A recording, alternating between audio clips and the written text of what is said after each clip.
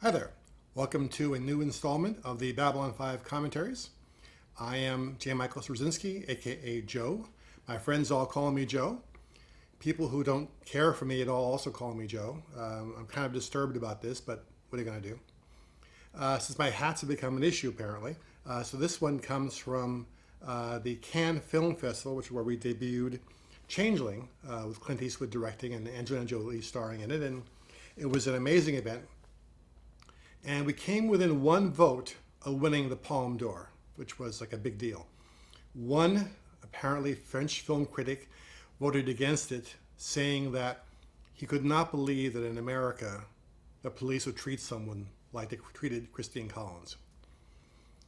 When we got back to LA, Clint was so annoyed by this that he called and said, well, what he said I can't repeat even in this format.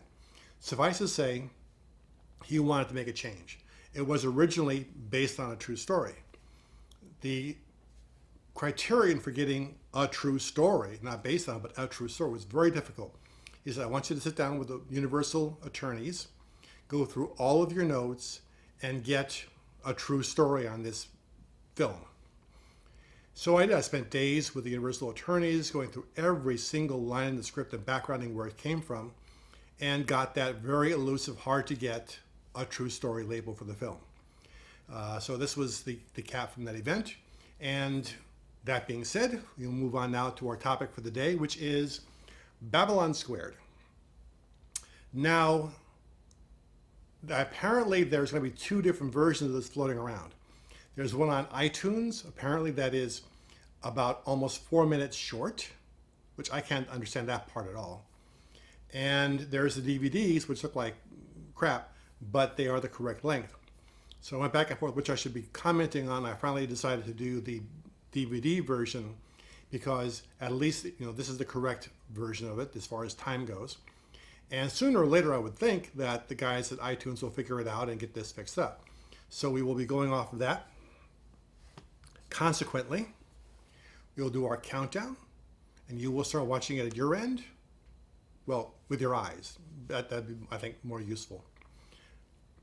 And I will watch it here and comment on it. And together we will discover many amazing things. And we will go in 3, 2, 1, hitting the button on the DVD menu. Always takes about 10 hours to come through. And now.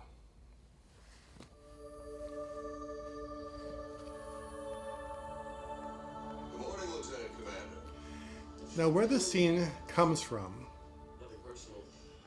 which I'll raise the dialogue up a little bit so you can be sure you're at the right place. An hour early and picking up some unusual tachyon emissions in Sector 14. So there's two parts of this. One is that, as I mentioned previously, I hate mornings. I'm a night person, always have been.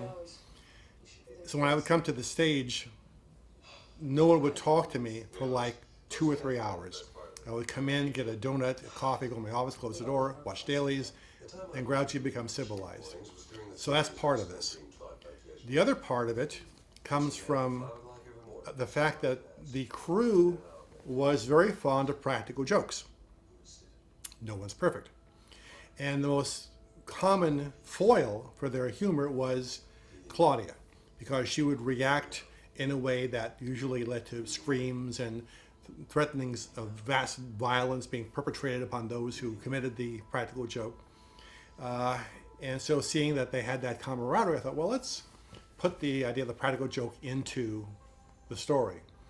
The only thing wrong about this staging is that, I think I said originally in the script, that these were two pieces of trays that were there from somebody else. Because the fact they were hiding them implies intent. They would have known she would be this tired, and that's, granted she may have been this tired all the time, but it seemed like it was a little bit too forced. It should have been just like more spontaneous than that.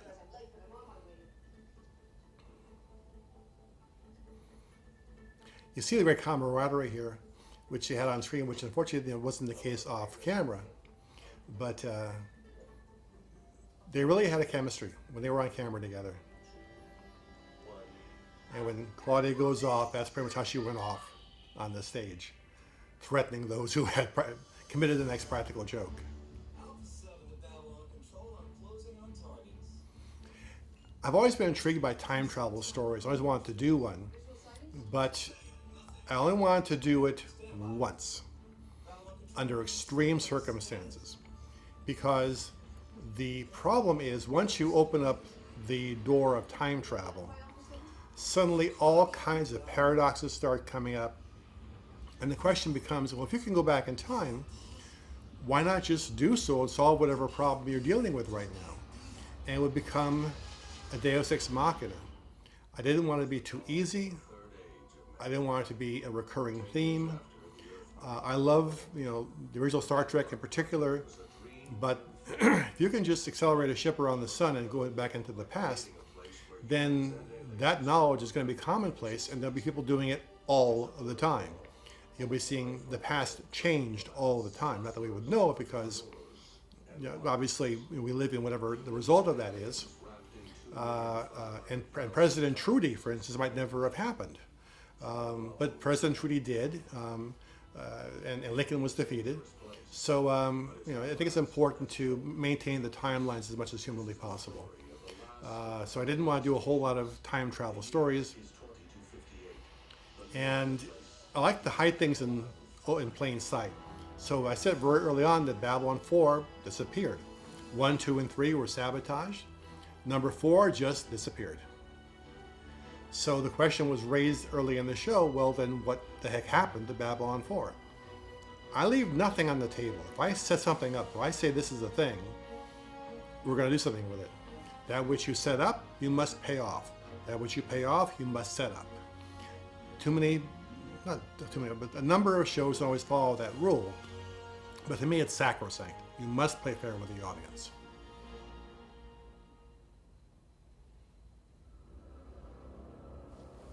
Babylon Control to Alpha 7. Please respond. Babylon Control to Alpha 7. There's nothing to do. What about the homing beacon? We're still receiving it. Based I like Major Krantz as an actor. The reason we cast him, cast the actor for that role, was that he was able to convey hysteria without entirely losing control.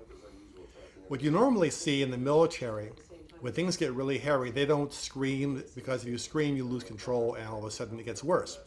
They're always very staid and very stoic. So I wanted to take him a little bit toward hysteria because he was going through terrible things, but not go so far that suddenly he would become cartoonish or weak as a character. Proceed. At your discretion, Babylon Control. I think there's only 3 buttons on that entire control panel. Go, stop. Kind of like a PS3 controller. Alpha 7, you're clear to dock. Proceed to main bay. Now, the reason that I had in the script that he was aged on the inside, not the outside, was I thought we might be seeing the actor being pulled in. So I figured, well, I better split the difference and cover my bets, so that if we see the cameras on him, he looks normal, but then they cut him open, they see that he has, died of old age. But we ended up not seeing him visually after that first scene. So it really didn't make much of a difference. Had I known that, I just would have said he was looking like someone who died of old age. No damage to the body, no shock, no trauma. Everything points to death by natural causes. So why is that hard to explain? Because in this case, the natural cause was old age. I try to think of season 1 as almost a procedural series, where every episode there's a mystery to be solved or a crime to be solved. Particularly when Garibaldi's involved, he gets into things that more of a criminal element situation. If there's a hazard to navigation. Not yet. But by the second season, the procedural aspect began to wear off, because I needed to start putting the pedal to the metal on the arc elements. And procedural and episodic stories just get in the way of that. Well, notice blue shift, the blue of the jump gate. I alluded to it briefly last time, but I didn't get a chance to follow up on it. So coming out of the jump gate in this fashion, you get blue in the red shift. Going out the jump gate, you get sort of an orange color. That's the red shift we're looking at as far as the way that the light works. Some people thought it was a mistake. Some people said, well, you had it going blue one time and then orange the next. This is obviously some kind of you screwed up. No, we talked to a scientist who did the math. Over 4 years ago. I don't get it. Nor should you. Without one other piece of information, I ran a check on Sector 14. The tachyon emissions are coming from the exact location where Babylon... Slight stretch on my part. Sector 14, What is happening again? That's one there is no L5 point. Babylon 5 is located at the L5 point between the planet and a nearby moon that you don't really see very much, for stability purposes. And in Sector 14, there's just nothing there. It's just floating there. So in theory, Babylon 4 would have been built where Babylon's 1, 2, and 3 were built. So what is it doing there? I figure as it came back out of the pass, it missed the target slightly. archives and gave me the secure code for Babylon 4. On it. Ever since the war, every Earth Force command and control center was configured to broadcast its ID code on a subchannel. Sort of a tag for that counterfeit order. Exactly. Coming up, the archival ID and the one we're getting now. Coded signal matches. Our computer voice was our script supervisor who worked on the show. She would record the lines of dialogue on the set, and we would then have everything we needed, and it would sound more or less like the correct ambiance of whatever we were shooting in that day. Earth Station. Babylon 4 requesting help. We need assistance. I repeat, Earth Station. Babylon 4 requesting help. This is Commander Jeffrey Sinclair of So you can, I love the fact that Michael pulls it back. Oh, I shouldn't tell him Babylon 5, that will freak him out. We don't know. So even though time travel is not really a thing in this universe, Sinclair takes the news rather stoically and rather quickly. But, you know, the evidence is there, and he's the evidence-based kind of guy. 12, maybe 1300. We just got operational. Now, Babylon 4 is obviously a redress of Babylon 5. My theory was that these stations were built of components, and they would just, you know, when one station went down or was sabotage, they would have the capacity to sort of salvage some of the pieces, get new pieces, and it would still work like a Lego set. That's why they look the same. It's not that we were shooting in the same time. We built an entirely new Babylon 4. No, we took Babylon 5 and just, you'll see. So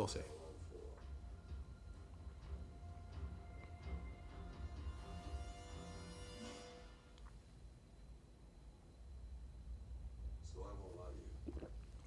We don't know for sure what's waiting for us out there. All we do know is that we've already had... This was, again, the central corridor set where they're having the briefing. And because of the size of it, we could use it repeatedly in different kinds of ways. You would shoot one corner of it, fill the section in the middle with boxes you wouldn't know. It became a very useful set because, again, logically speaking, B5 would be a modular operation. There's a definite risk factor at work here. I like the sense that in our first season, and John Accarelli, our set designer and art director, production designer, said that he wanted the first season to be a real travelogue. So they built a ton of sets and worked hard to make sure that they actually look proper. Why there's water on the floor here, by the way, I have no idea, because there shouldn't be water free floating on a station anywhere. That's a really bad sign. It means you got a leak. Watch the ships. You notice that when they slow down, the jets fire the correct way. We were very, very careful about that. They come out, then the forward engines fire to slow them down, then the ones on the side move to correctly position them. It got kind of sloppy toward the later seasons. They were doing so many shots that we had to render the Star Furies, right there, you see it pushing down on the Star Fury to join the formation. There were so many shots we were doing, we had to sort of make some compromises somewhere. And one of them was not, you know, marking every single tiny thruster move of the Star Furies. She isn't actually sleeping here. She's listening to an audiobook. 50 Ways to Kill a Human Being. Very popular at Minbar for quite some time. It was out of print by this point, so she actually managed to find a copy. One button, 2 buttons. But then again, advanced technology, how many buttons do you need? Time to target. This scene comes from, growing up, we moved across country several times, driving each time. And there are times when you're in the middle of nowhere, just miles and miles and miles and miles, and you got nothing to do. So you play the games. You look at license plates. You play the how many bridges can you name game. The answer, by the way, the correct answer is 4. Forget it. And you got time to kill. Why do you want And I wanted to take a chance to opportunity, I should say, to loosen up Sinclair a bit. Even Garibaldi says it. My sense was that some of the stories had played him so seriously that there was a risk of him becoming stuffy. So I thought, well, let's have some fun with this scene. And there's for those who've seen All in the Family, there's a scene where Archie has to get his son-in-law out the door, and they have to get out by a certain time, and he begins putting on his shoes and socks. And Archie looks at us and says, "What are you doing?" So I'm putting on my shoes and socks. Well, you're putting on a sock and a shoe and a sock and a shoe. Yeah? You're doing it wrong. It's a sock and a sock and a shoe, not a sock and a shoe and a sock and a shoe. Because if you put both on of the same kind, then you can go outside. And the son-in-law says, "Well, what if it's raining outside? I can jump on one foot, and keep the other one dry." And I saw it when I was like 12 years old. It stuck with me forever as being, a great way to sort of humanize a scene by talking about something that we all do, that we're all aware of, but we don't really think about it a lot. After that episode of All in the Time, I thought, do I put on a sock and a shoe and a sock and a shoe, or a sock and a sock and a shoe and a shoe? Not me, I'm a sock and a shoe guy. I put on a sock first and a shoe and a sock and a shoe. I know some people who go with a sock and a sock and a shoe route, but I don't want to get to religious preferences. I think that really isn't my responsibility. We all have to worship our own God in our own way. That's what this country was founded upon. We have the Grey Council, one of the earliest scenes of the Grey Council at work. I was never entirely sure about the CGI we did for that, the matte shot. Something about it never quite vibed for me. I think I had to see more of it or less of it. I come. As much as I appreciate Mira's makeup later on, when she became more human. Of all the Minbari makeup effects that we did, honestly, Mira's was always the most realistic looking to me.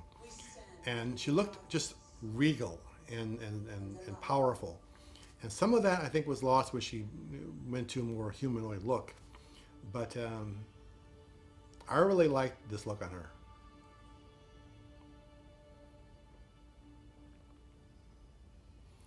Again, we have the problem of the cowls, as I mentioned before, that should not have been completely off. Completely unable to see through, I should say. But your absence has diminished us. We rejoice at your return. It is my honor to serve. Why have I been called? The Grey Council is warrior caste, religious caste, worker caste. And the origins of that are medieval England society. There was the military caste, there was the clergy, and there was kind of everybody in between, not counting the royals, of course. But as far as society was concerned, it was the priests, the people, and those who were worked as soldiers. Told of these deliberations. We thought it best tonight of our decision. You have been chosen to lead us. Of all the council, you have seen most, traveled most. The look of, oh my God, I appreciate the honor, but I'd rather decline, all things being considered. No other choice. My calling is to serve, not to lead. My work on Babylon 5 Is concluded. the prophecy. Prophecy will it. There we see the triluminary, of course, on the staff, We will pray for guidance and select or a triluminary, I should say. From this day forward, your place is with the council, with your people. As leader, you have carried your burden long enough. I always thought there was It some must be a great relief. sort of behind the scenes machinations going on that wanted to get her out of Babylon 5, to put in someone more easily controlled. I never had a chance to really explore that theme in the show. I just kind of ran out of time. But I did want to have the notion that there were forces that wanted to have her recalled as ambassador so that they could have someone a little more on the warrior cast side put in her place. Naroon would have been that character, but I never had a chance to really play it out. The others were going in.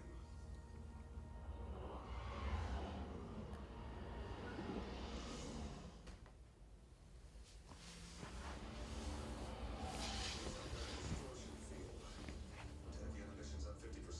Joe, what do escort? Tachyons are the common coin of science fiction storytelling.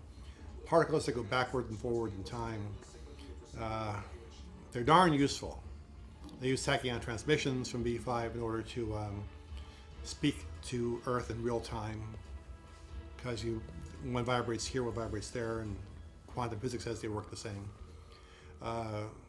B4 was green. We were going up the spectrum.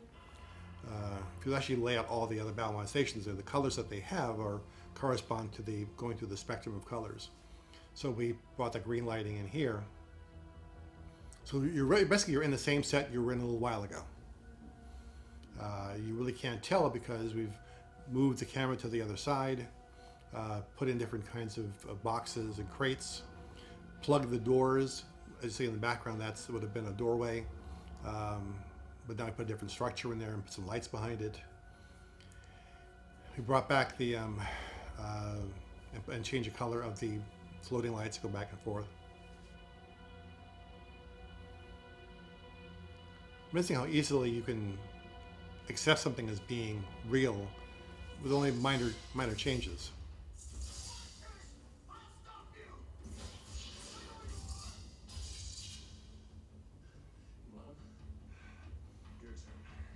This was one of the shows where I really wanted to escalate the arc. I have been going to conventions and saying for some time that this is a 5-year arc. And when the show first went on the air, people kept saying, I don't see it, I don't see it. The irony being that there were things in the episodes that were part of the arc, but they just didn't recognize it as such. They weren't trained yet to look for that stuff. So here was a chance, for me at least, to escalate the arc and say, no, this is going somewhere. This does mean stuff. And I remember when this aired, people went, oh, there's more going on than meets the eye here.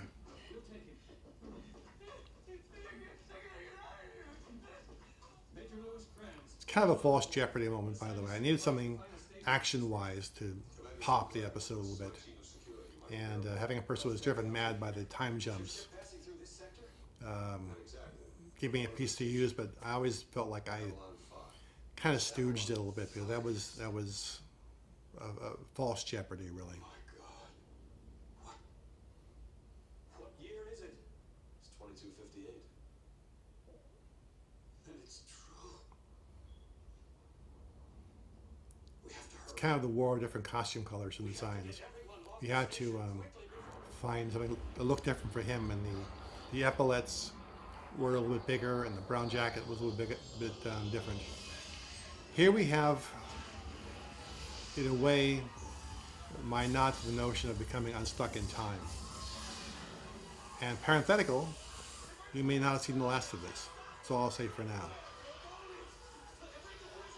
Michael was a little bit lost in this scene. He wasn't sure what he was supposed to be reacting to.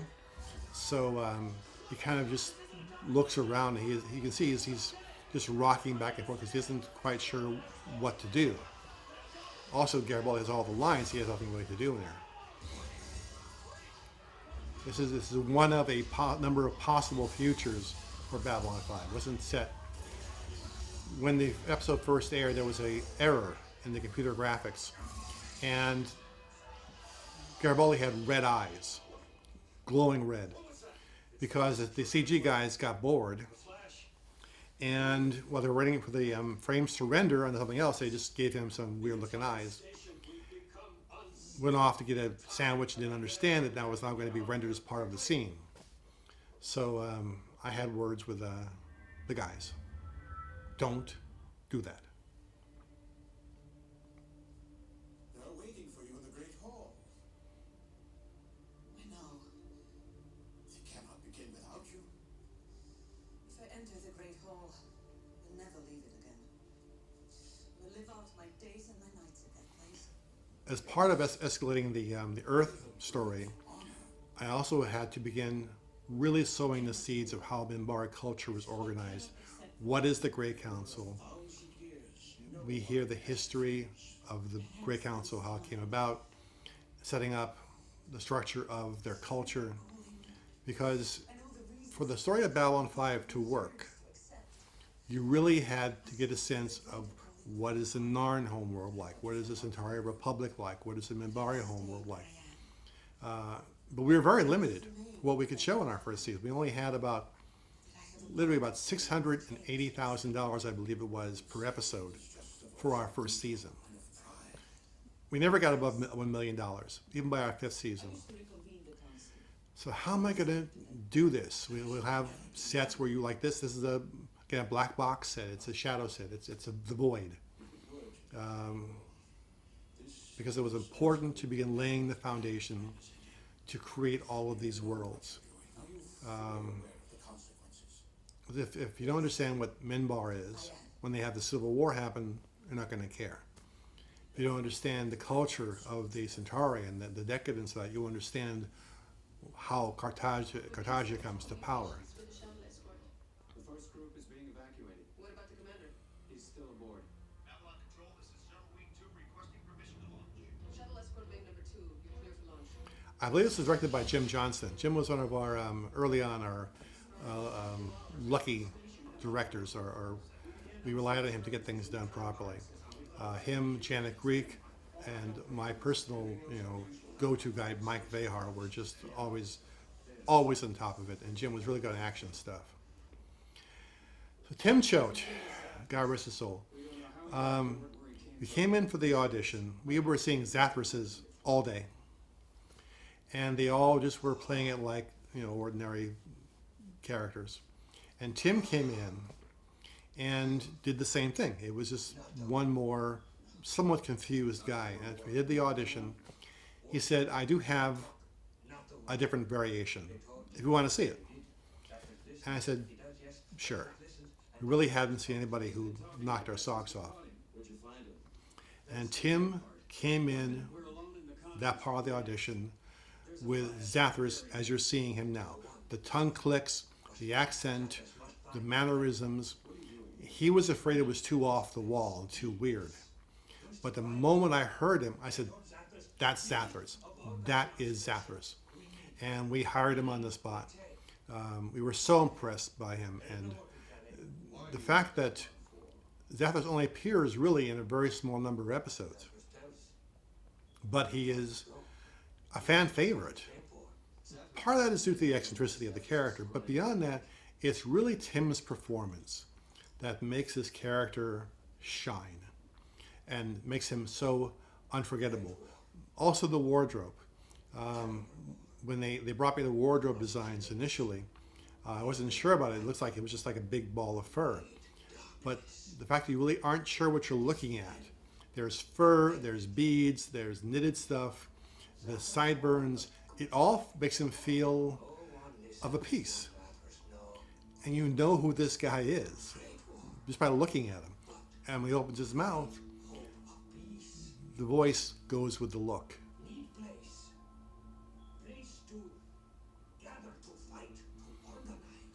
need Babylon 4 as a base of operations in a war. And I knew that when I wrote this episode, people would be curious to know what that Great War was all about and what exactly was happening here. There was always the promise that someday we would see the other side of this.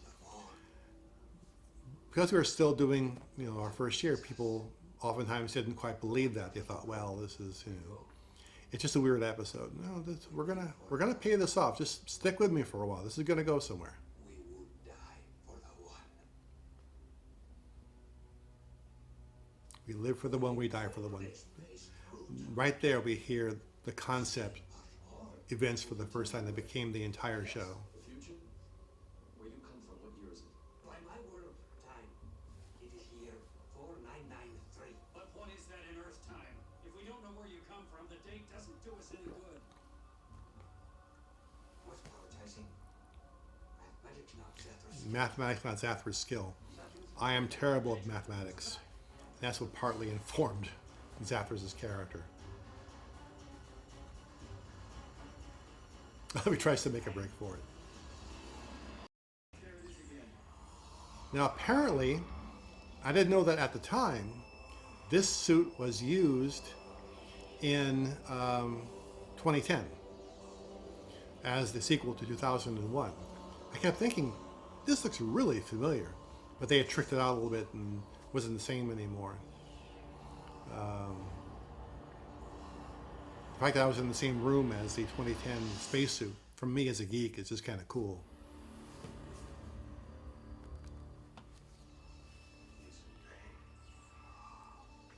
It was very hard to do these shots, and unfortunately, he says he's in pain, but you can't see the face. So you have to sort of assume that, but there's no indication in the performance, the way he's moving it, that he's in pain.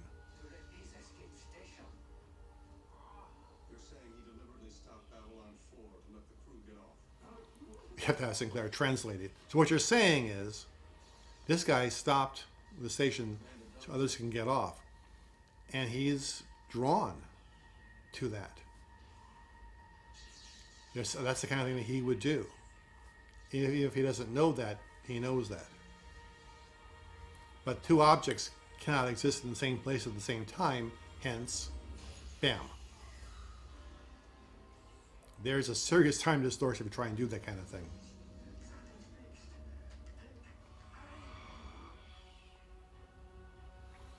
Now you have to buy, of course, that the security detail did not search Zathras when they brought him in, that he would have this object in his fur, but I figured there were so many pouches and areas inside that cloak that he could hide it in.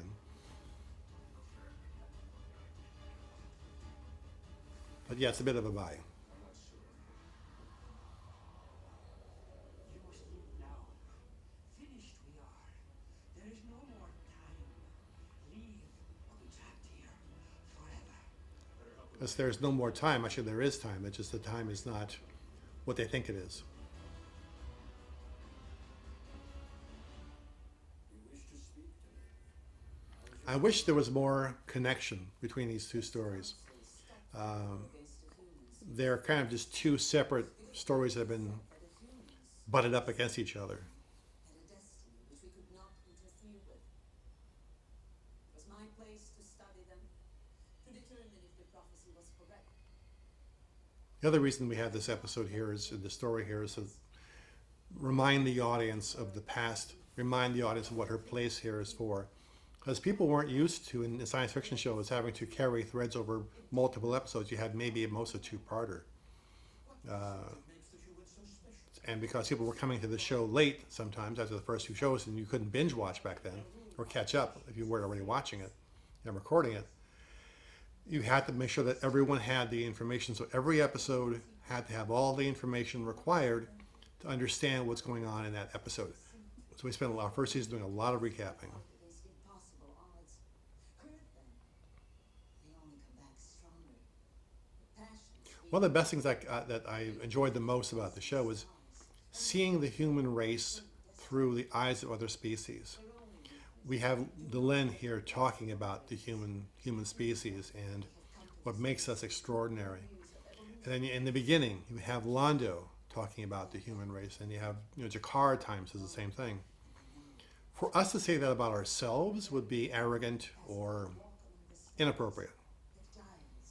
But for Delenn to say it, or Londo to say it, or G'Kar to say it, it becomes almost permissible to accept the idea that we are better than we think and nobler than we know.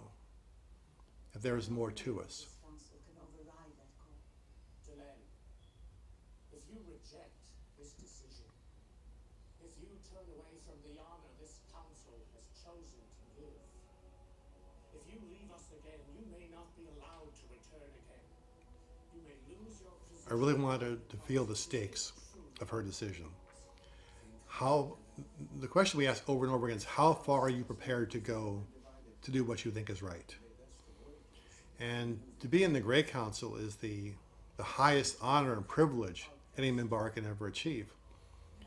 And is she willing to risk throwing all that away Must do what I believe for what her heart says is the right thing to do? And at the end of the day, it's all we really have. We have the quiet calling of our heart.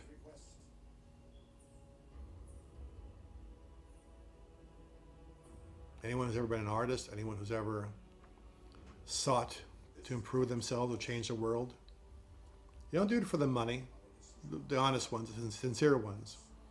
They do it because their heart says they have to try and make things better. So that we may reflect on our choices. And that's where the lens falls. What is to become of daughters. What her heart says is right is what she's going to do. And now she's all alone in that decision. There are a number of members of our crew and office staff in here. Whenever there was a scene with a lot of group of extras, some of them would always try and sneak in and be part of the shot. Well, we saw them doing it, but it was okay. We didn't mind.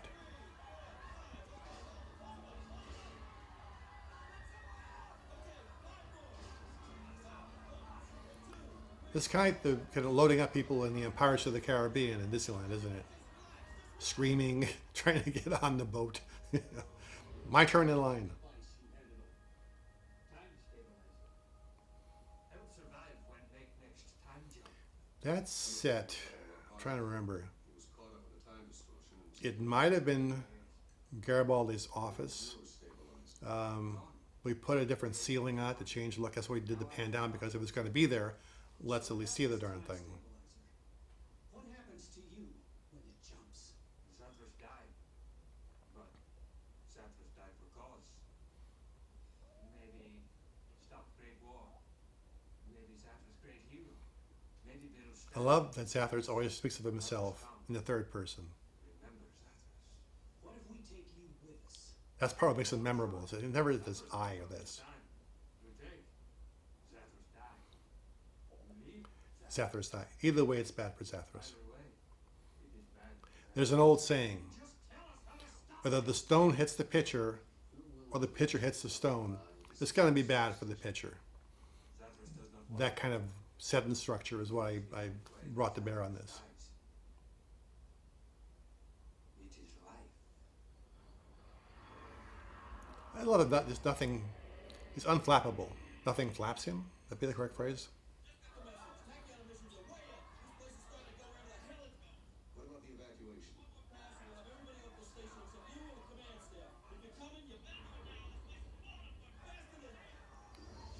Yeah, Jim does such a great job on this is it. action scenes. I'm just gonna leave. He really makes it feel real.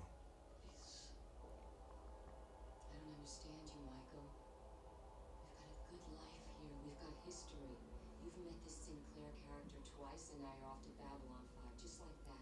I love the fact we could go into the past as well and set up Garibaldi's character. And it isn't him reliving the moment. It's him kind of being back. His soul or consciousness has become unstuck for a second, and he's back where he was, Job only the last 5 years didn't happen. feeling all those thoughts. Those years, Michael. And setting up Lise Hampton, who we, of course, brought that character back later on and became a part of a real relationship for him. You know what I mean. Those pillars we set up, I believe. This is also the central call. Oh no, this was in the Minbari starship. So you take out the side panels, put in those posts. I recognize the floor. If you look at the floor, you'll recognize it's the same floor we had in the Minbari starship, and the Minbari cruiser. Get down here, Jeff. Want to get the hell off this place? He's right.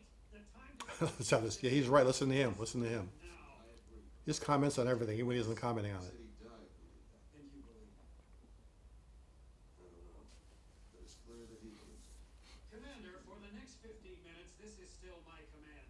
I'm going to have to answer for this station, and I want proof to go with it. Alive or dead, he's the only proof I've got. And he's going with us. Take him. Zathras is probably the most zen character I've ever written. Him and his other 9 brothers. He just, wherever he is, he's just happy to be there. It's all going to work out somehow.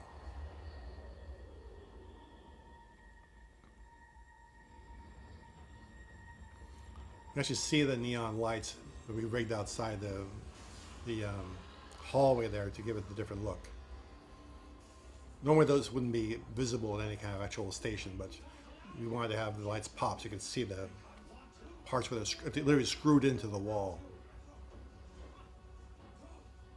Leave me. I can't. You must be the Leviticus. You have a destiny. You have a destiny, kind of a complete stranger. This tells you, plus his reaction earlier on, that he knows Sinclair from somewhere. He knows him from his past, which is still Sinclair's future yet to happen. So we get a sense of real connection there. I love Garibaldi's reaction. Like, what is wrong with you? Can we just get the hell off this station? You shouldn't be yelling at a superior officer, but he's losing his shit, basically.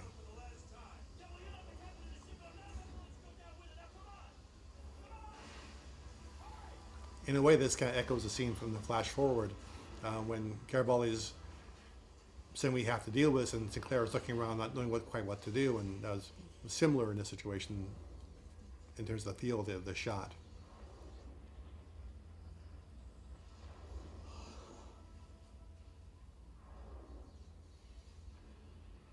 Did I person you? Of course, you got a spacesuit that requires being sealed completely, and you're looking at a pair of boots that have ties on them because we didn't, finish the whole thing about having completely a pressure-tight suit, which was a slight glitch. And I remember the reaction of the fans when he took this helmet off, and it's him looking aged from what he went through and the scar. People lost their Mesopotamian minds. Just the way I remember. And we knew at that moment this was going to go somewhere. It's time. We have to go. They're waiting for us. And when they hear Mira's voice, we see that there's a relationship there, a friendship there between them. I remember we didn't have the internet as it is now. We had cups with string between them that we called the internet. But if it could blow up, it blew up after this episode.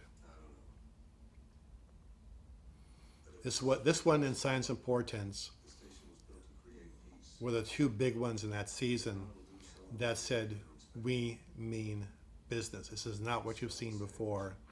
Don't judge us by what you've seen on other shows. This actually means something. We're going somewhere. We had so much to prove on this show. It was just stunning. It was overcome in terms of critics.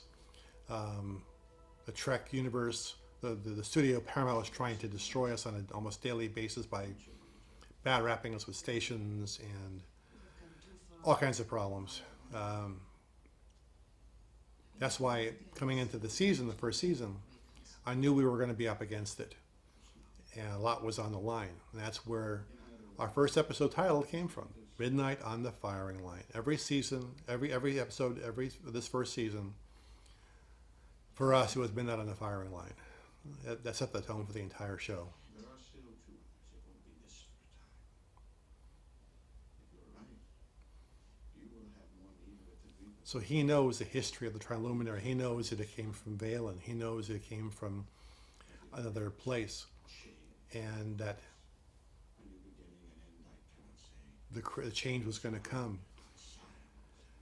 And once signs, referencing Signs and Portents in the dialogue, and once she has the Triluminary, that begins the trail to finishing up and building and activating the Chrysalis machine. Without that, it wouldn't work. I'm with you, my friend. Everything was done in plain sight, hidden in plain sight.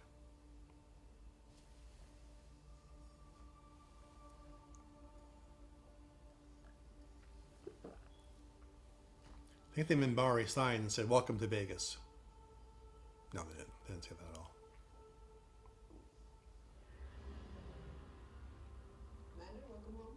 Thanks. I've true then. Yes, it's true. Wait, I missed it. It's odd that she would ask, is it true, because she's walking through a room with people who have just been taken from Babylon 4. So I think she would have figured it out by this point. Sometimes we're still working out finessing the writing with the directing and the layout. A Flying Dutchman, he called it. You're back in the same set you were in just 2 minutes ago in Babylon 4, but the lighting is different now. Flying sailed the Cape of Good Hope. According to the story, it's reappeared So there you don't see the lights on the outside. Those are tucked in behind the glass panels. on its way home. Did the Flying Dutchman ever make it home? No. So Mr. Claire's talking about the Flying Dutchman, the way he's talking about himself, really, because he never makes it home. It's up on B4. And the Tennyson poem's about trying to get home, trying to get someplace, beyond. One last big ride, and never coming back. So that is Babylon 4 and Babylon Squared. I do have a surprise for you, by the way. I meant to bring this out when we did Signs and Portents. I forgot. I was so wrapped up trying to get my material straight and get online and make sure that I had everything in my head to I was going to talk about. Because I'm not good at it. I'm not a public speaker. I don't do this easily or well. But I make up in fear what I lack in experience. I have a guest. Stand by. Let me bring this up. Back this up a little bit. This is the Hugo Award that was won by Signs and Portents. It is much bigger than the frame. I'll have to live with that. Go a little further. There we go. Or I could pull this back a little. There we go. And the lights originally worked in this. They don't work anymore, so that no one's home and the lights are off. Growing up as a kid, for me, the ultimate sign of what was a good science fiction story, I know, I'll turn it on the side. There you go. Now you can see it going through space. The ultimate sign of a good science fiction story was a Hugo Award. The Hugos are given by the fans at the World Science Fiction Convention every year. And I always thought like a high point of my life would be if I ever actually got a Hugo Award. And this one was given at Los Angeles. I remember the reaction when we won it. There was, thunder in terms of the reaction of the crowd and the audience to what we had just achieved for a show that came out of nowhere with no prior established name, no built-in fandom, no franchise, as they say. To yet this was something very important to me. And I wanted to share it with you so you at home can see and share in the Hugo. And that wraps up our comments for the first season. We'll be doing our second season soon. We'll have a poll up for that very shortly, where you can vote on what you want to see next.